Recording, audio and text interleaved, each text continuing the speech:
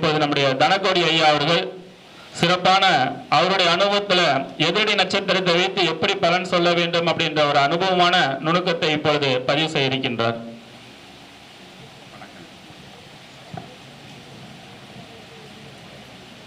எனக்கு இந்த பேச வாய்ப்பளித்த திரு ராஜா சங்கர் ஐயா அவர்களுக்கும் இங்கே தலைமை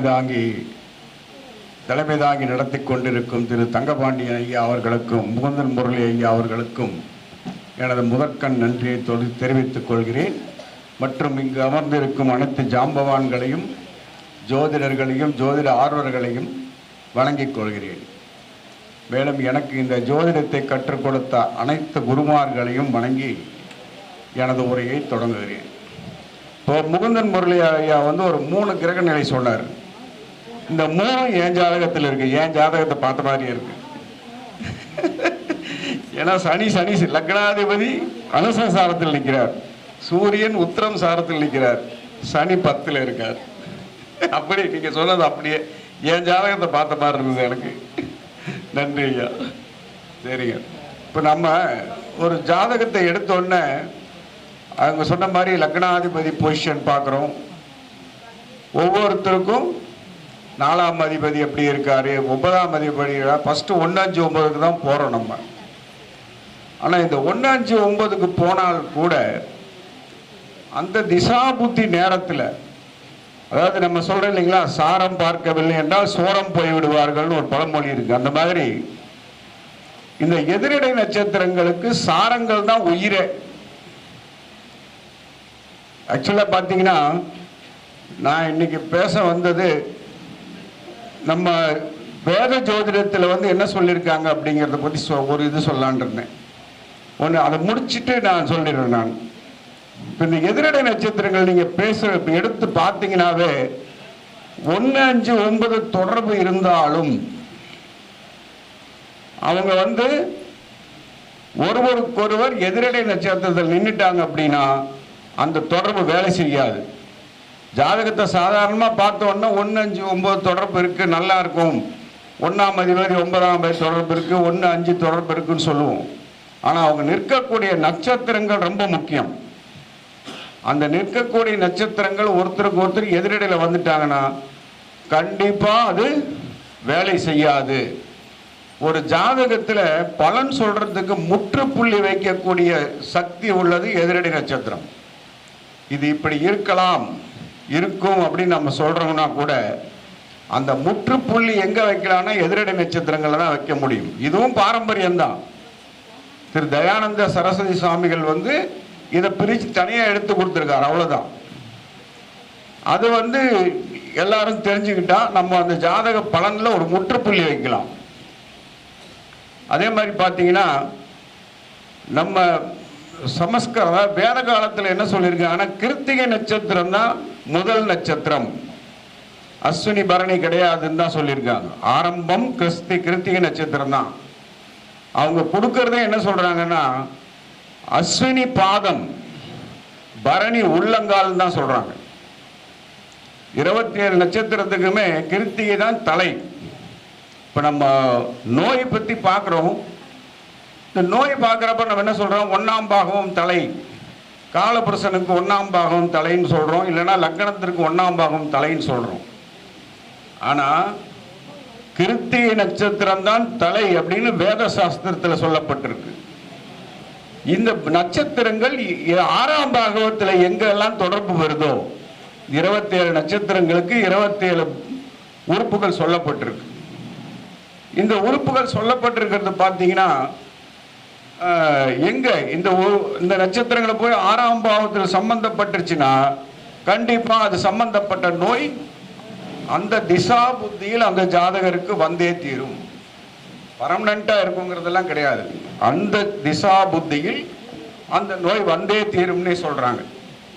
அந்த 27 நட்சத்திரத்துக்குமே ஒரு உறுப்புகள் கொடுத்துருக்காங்க இல்லைங்களா. அப்படி பார்க்குறப்போ கிருத்திகைக்கு தலை கொடுத்துட்டாங்க. அதுக்கப்புறம் பார்த்தீங்கன்னா ஒன்று நான் சொல்லிட்டு வரேன். நான் நீங்கள் வேணால் எழுதிக்கிங்க, யாரோ வேணால் எழுத பிரியப்பட்டால் எழுதிக்கிங்க, அதில் ஒன்றும் தப்பு இல்லை. அதாவது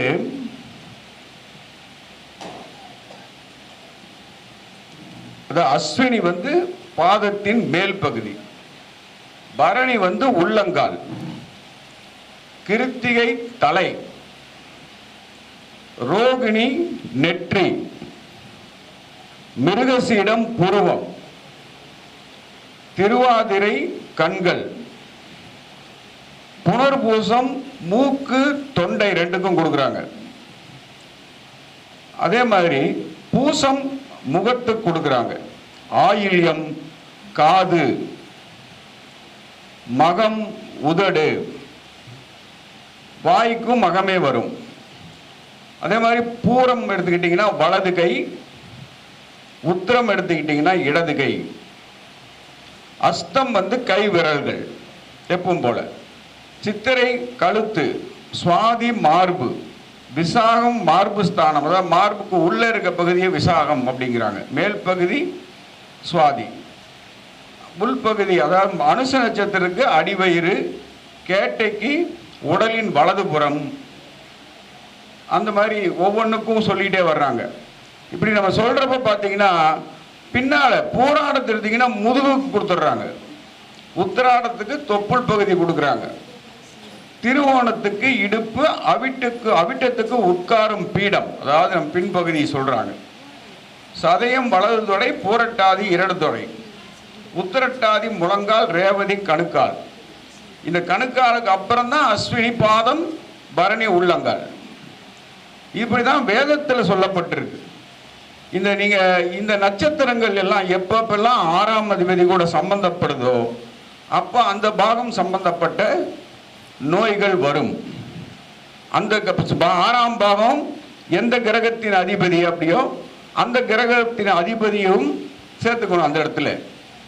இப்போ சிம்ம வீடுனா சூரியன் அதிபதினா ரொம்ப சூடான இடம் அப்படிங்கிறப்போ அங்கே என்ன நட்சத்திரம் உட்காருதோ அந்த நட்சத்திரத்திற்கான நோயில் அந்த உஷ்ணம் சம்பந்தப்பட்ட நோயும் சேர்ந்து வரும் அப்படிங்கிறத அவங்க சொல்கிறாங்க. இதை வந்து நம்ம ஒரு ஜாதகத்தை பார்த்த உடனே நோய் உள்ள பகுதி எங்கங்கிறத நம்ம கண்டுபிடிச்சிடலாம். அதே மாதிரி இதுக்கு வந்து இதை பார்க்குறப்ப கூட இதுக்கும் நீங்கள் எதிரடை நட்சத்திரத்தை உபயோகப்படுத்தணும். அங்கே 6ஆம் அதிபதி நின்ற நட்சத்திரத்துக்கு இந்த நட்சத்திரம் எதிரடையில் வந்துச்சுன்னா அந்த இடத்துல நோய் வராது. நம்ம டக்குன்னு நோய் வரும்னு சொல்லிட முடியாது. எதிரடை நட்சத்திரங்கள் பார்த்தீங்கன்னா ஞாபகம் வச்சுக்கக்கூடிய அளவுக்கு இல்லை, எழுதி வச்சுக்கக்கூடிய அளவுக்கு தான் இருக்குது. ஏன்னா சூரியனுக்கு 12 நட்சத்திரம் எதிரடையில் வரும், சந்திரனுக்கு 7 நட்சத்திரம் எதிரடையில் வரும், செவ்வாய்க்கு 5 நட்சத்திரம் எதிரடையில் வரும், புதனுக்கு 4 நட்சத்திரம் எதிரடையில் வரும், குருவுக்கு 3 நட்சத்திரமும் சுக்கிரனுக்கு 3 நட்சத்திரமும் எதிரடையில் வரும், ராகுக்கு 2 நட்சத்திரமும் கேதுக்கு 2 நட்சத்திரம் வரும், சனிக்கு 7 நட்சத்திரம் வரும். இது எல்லாத்தையும் ஒரு லிஸ்ட் போட்டு சார்ட் போட்டு கொடுக்குறோம் நாங்கள். ஏன்னா நாங்கள் கிளாஸ் எடுக்கிறப்ப சார்ட்டே கொடுத்துட்றோம். ஏன்னா எல்லாரும் ஞாபகம் வச்சுக்க முடியாதுங்கிறதுனால 27 நட்சத்திரத்துக்கும் மொத்தமாக 7 கிரகத்துக்கும் போடுறோம் சார்ட். அந்த மாதிரி அது வந்து முற்றுப்புள்ளி அப்படின்னா இந்த எதிரடி தான். லக்னாதிபதிக்கு எதிரடையில் எந்த கிரகம் வந்தாலும் அந்த அந்த திசையில் அந்த அந்த ஜாதகருக்கு கண்டிப்பாக பிரச்சனைகள் வந்தே தீரும், அது சார்ந்த பிரச்சனைகள். அதே மாதிரி திசா புத்தி சொல்கிறோம். நம்ம திசா புத்திலே அப்படி தான். ஒரு பாவம் செய்ய வேண்டிய திசை நடந்தால் அந்த புத்தி நடத்தக்கூடிய கிரகம் எதிரடையில் வந்து நின்றுச்சுன்னா கண்டிப்பாக அந்த பாவம் நடக்காது. இந்த எதிரடையில் நிற்கக்கூடிய புத்தி கிரகம் அதை தடுத்து நிறுத்திடுங்கிறது தான் இது சொல்லப்பட்ட முக்கியமான விதி. அதுவே வந்து நல்லது செய்யக்கூடிய திசையாக இருந்து அதுக்கு எதிரடியில் ஒரு பாவ கிரகம் வந்து நின்றாலும் அந்த கிரகம் நல்லது செய்ய முடியாது. அந்த மாதிரி சூழ்நிலை தான் வரும். ரெண்டுமே ஒரே சாதகதாரையில் நின்னால் மட்டும்தான், இல்லை எதிரடியில் வராமல் இருந்தால் மட்டும்தான் அந்த ஜாதகருக்கு அந்த திசா புத்தி நற்பலன்களை கொடுக்கும். இல்லைன்னா கொடுக்கறதுக்கு வழியே இல்லை. இதில் முக்கியமாக சொல்ல போகிறது நாங்கள் வந்து எப்பவுமே திருமணத்துக்கு தான் சொல்கிறோம். ஒரு ஜாதகரோட ஜென்ம நட்சத்திரத்துக்கு எதிரடையில் கலத்திரத்தோட ஜென்ம நட்சத்திரம் வரக்கூடாது. வந்தால் கண்டிப்பாக டைவர்ஸ் ஆகி போயிடும். அந்த மாதிரி ஜோடியை நீங்கள் கல்யாணம் பண்ணி வச்சிங்கன்னா குறிப்பிட்ட காலத்தில் டைவர்ஸ் ஆகியே தீரும். இதெல்லாம் 100% எழுதி வச்சுக்கலாம். நாங்களாம் ஒரு 100-200 ஜாதகத்தில் பார்த்துட்டோம். இது வந்து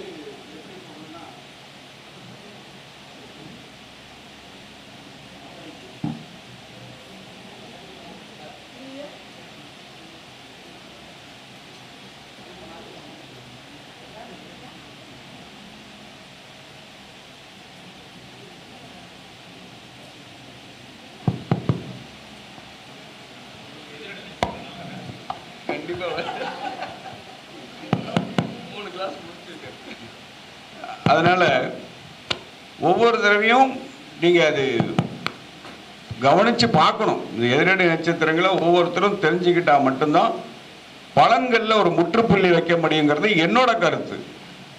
அது வந்து அது இல்லாமையும் பலன் சொல்றோம், நல்லாவே சொல்லிட்டு இருக்கோம், அதுலெல்லாம் எந்த மாற்றமும் கிடையாது.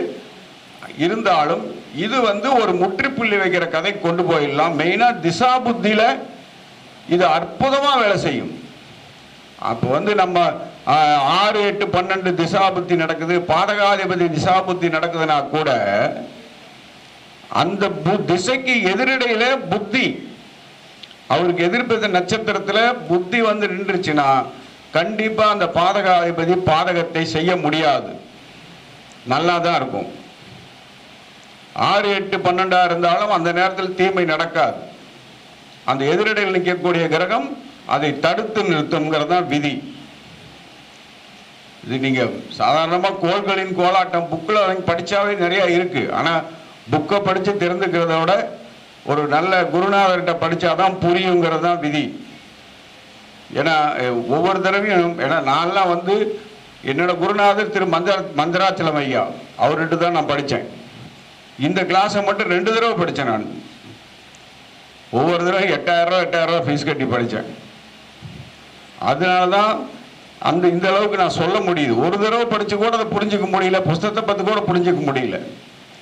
ஜாதக பலன் சொல்றப்ப தான் தெரியுது. இந்த எதிரடை நட்சத்திரத்தை வச்சுக்கிட்டு ஒரு ஜாதகரோட கொடுப்பனையை சொல்லிடலாம். நம்ம வந்து 12 பாகத்தில் இருக்கக்கூடிய கிரகங்களை வச்சு கொடுப்பனை சொல்ற மாதிரி இந்த எதிரடை நட்சத்திரங்களை மட்டுமே வச்சுக்கிட்டு ஒரு ஜாதகரோட கொடுப்பனையை சொல்ல முடியும். அந்த அளவுக்கு பலம் வாய்ந்தது இந்த எதிரடை நட்சத்திரம். ட்ரை பண்ணி பாருங்க எல்லாருமே.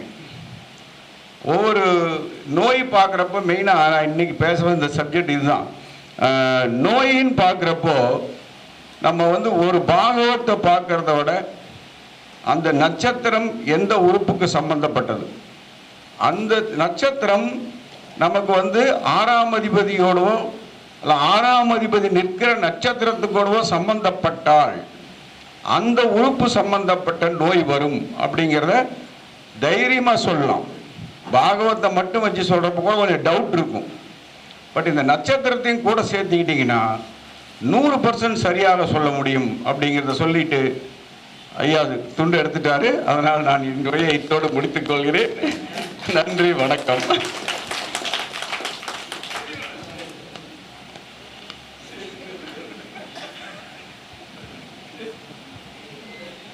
சிறப்பு. எப்பொழுதுமே நம்ம தனக்கோடி ஐயா இந்த எதிரடை நட்சத்திரத்தை பற்றி சிறப்பாக பேசுவாங்க. அவங்க சொல்லும் போது பார்த்தீங்கன்னா அந்த ஜாதகத்தை பொருத்தி பார்க்கும்போது சிறப்பாக இருக்கும். அது அத்தனையும் ஒத்துழைப்பாக இருக்கும். ஐயா அவர்களுக்கு மரியாதை செய்ய நமது குருநாதர் தங்கப்பாண்டியன் ஐயா அவர்களை அழைக்கிறேன்.